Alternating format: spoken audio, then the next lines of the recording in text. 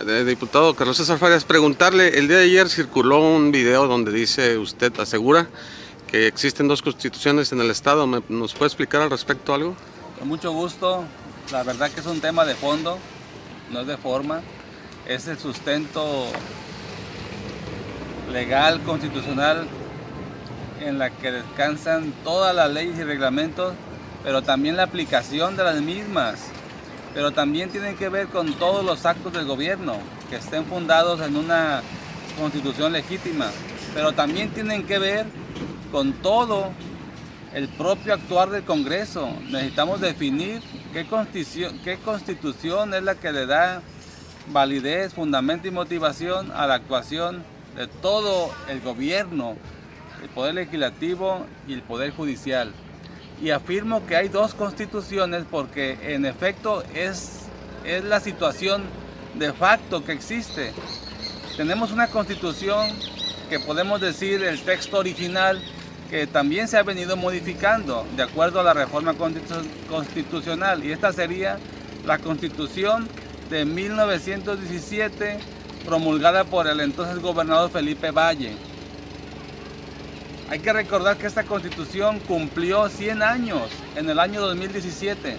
Inclusive se hizo una Constitución conmemorativa por parte del gobierno del Estado, conmemorando los 100 años de nuestra Constitución, nuestra ley fundamental de 1917. Bueno, a los 2 meses después de esa conmemoración de nuestros 100 años de la Constitución, se expide el decreto 439, concretamente en fecha 27 de diciembre del año 2017. En este decreto se aprobó el reordenamiento y consolidación del texto constitucional.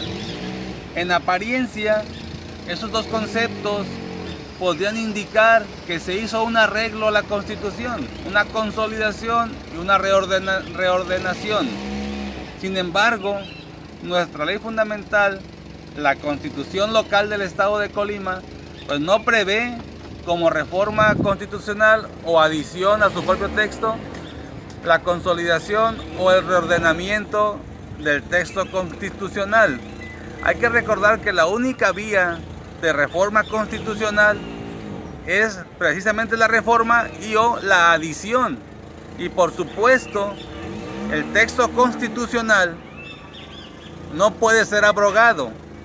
Sí puede ser abrogada únicamente las leyes y reglamentos que de ella emanan. Por ahí hay inclusive criterios jurisprudenciales que sí pueden ser abrogados las leyes y reglamentos. Pero no puede ser abrogada la propia Constitución, porque la propia Constitución tiene un automecanismo de autoprotección que se llama inviolabilidad de la Constitución. Es decir, únicamente puede ser reformada o adicionada en sus partes, pero no tener otra constitución.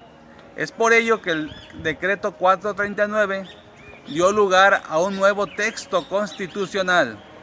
Si hacemos el análisis comparativo de la Constitución de 1917, que tuvo su última reforma o adición precisamente el 25 de septiembre del año 2017, es su última reforma legítima.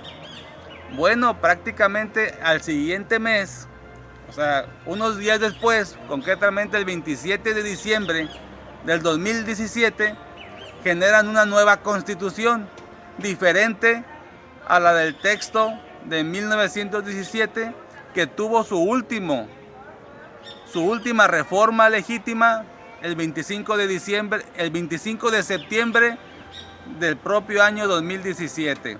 Es decir, ahora tenemos dos constituciones, porque evidentemente al ser inviolable la Constitución y no poder ser abrogada, el decreto 439, pues por supuesto que no abrogó el texto original. Y esa situación de facto nos hace vigente que tenemos dos constituciones, el texto original y la que se generó con el decreto 439. De tal manera que ese simple hecho nos genera una gran incertidumbre, cuál de las dos es vigente. Mi criterio es, por supuesto, que atendiendo la inviolabilidad de la propia Constitución, la que se encuentra vigente y deberíamos estar aplicando es la del texto de 1917 con su última reforma del 25 de septiembre de 2017. Sin embargo, se está usando en los actos de gobierno la que tiene que ver con el decreto 439 y eso sin lugar a dudas es un gran problema en materia constitucional que afecta a todos los actos de gobierno y afecta a toda la certidumbre y afecta por supuesto lo que la ciudadanía debe de tener, certidumbre en el actuar de sus gobernantes.